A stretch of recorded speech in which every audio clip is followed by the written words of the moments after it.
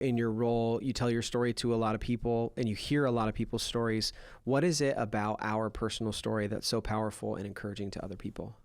This is by far one of my favorite parts of my roles. You have already mentioned that. And as we both know, would you repeat that again? I'm not this sure we is got my it. favorite part of my job. And it's good that it is, because otherwise he would hate his job. Oh, 100%. So true. Yeah. I say for the longest time on the top of my whiteboard, if you had come into my room, you would have saw the words that said, "Your story matters" at the very top, which the question that then begs to be asked is why?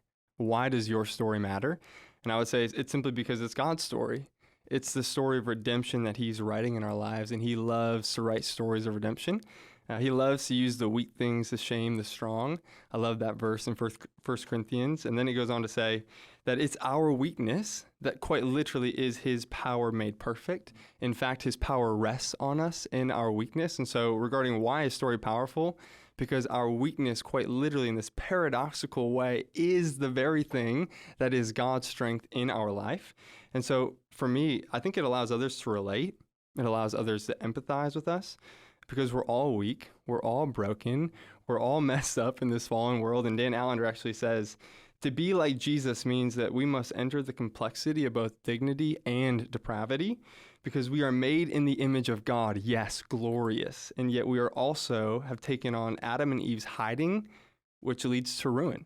And so we are glorious ruins, and we are bent glory, all in the same context, which is kind of wild to me, but it was actually with working with David Robbins at Family Life.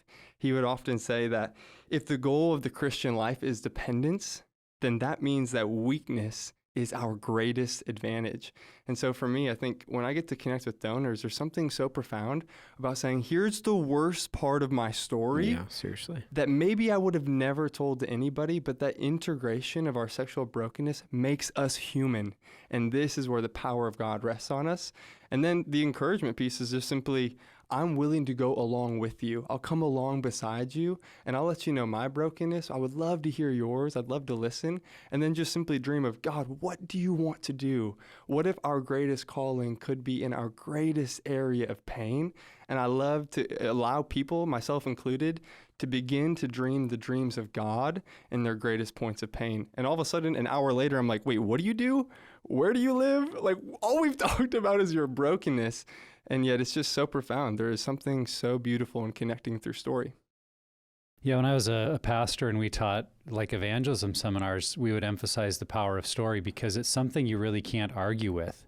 You know, if someone starts spouting out stats, it's like, well, where'd you get those stats? Or I'm sure that's, you know, those have been skewed because of this or that, or even science anymore. You know, obviously we've seen in our culture, people argue with science and was it legit or was it, you know, did it have an agenda behind it? But when you just shared, this is what happened in my life, this is what I experienced, like no one's gonna go, well, that's not true. That's not what you experienced. Like if we have any level of credibility with a person, they feel like, wow, that's really incredible that happened to you. And I think in a very, you know, in a society that's become just incredibly relativist, like, well, whatever you believe is your belief. Totally. Our belief about our story actually really speaks to someone.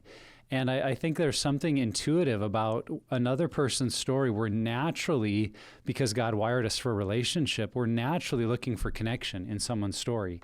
So if you use stats or science or even scripture to be like, well, this is wrong and here's why you should change, it's like, okay, great. But if you tell your story, I think the other person's brain is looking for those points to go, oh, I know what you've been through. I've experienced some of that. And so I think it's just really powerful to create connection in a time where some of those truths that we've all camped on, especially in our faith for a long, long time, don't always mean as much to another person. So whether we're sharing our story with someone that has a similar one and creating connection, or trying to share our story with family or friends or people that this is kind of a new step of vulnerability for us, that story is powerful and will create, I think, more engagement and curiosity than if we just tell people the stats and the latest, you know, story we heard in the media about, you know, someone using porn or sex trafficking or whatever. You know, there's a lot of sensational stuff happening. We can talk about that, but it won't necessarily create the curiosity for people to want to engage and go deeper with us. I've heard it said too that that our brains are created to process information through a story framework.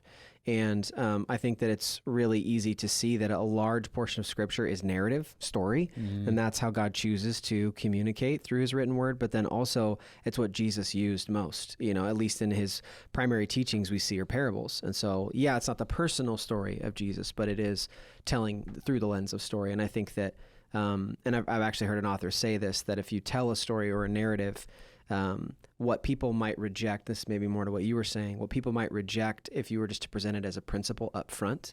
If you tell your story, it sneaks in past their defenses and then is able to expand, and they're able to maybe palate that a little bit better and a little cleaner. So there's a lot even to the neuroscience of story that it's amazing. Yeah.